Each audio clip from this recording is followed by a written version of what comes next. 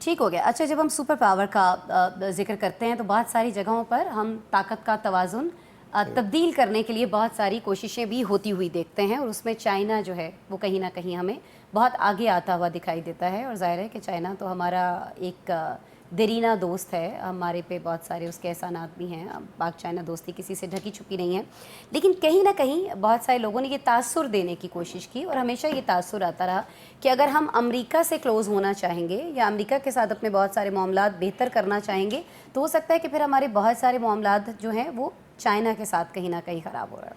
नहीं, ऐसा बिल्कुल भी नहीं है।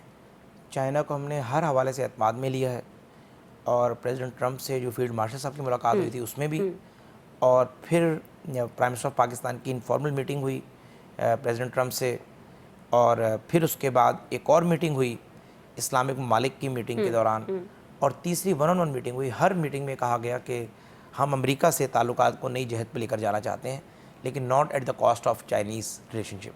तो चाइना से हमारे ताल्लुकात अलहदा मामला है और अमेरिका से हमारे ताल्लुकात अलहदा मामला है, और इस बात को दोनों ममालिक पे वाज़ेह किया गया है।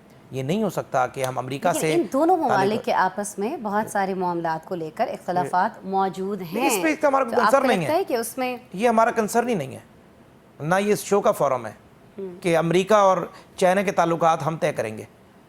आपको पता है कि दुनिया में सबसे बड़ा कर्जा चाइना ने अमेरिका को दिया हुआ है, $3000 ट्रिलियन, सबसे बड़ा मकरूज है वो।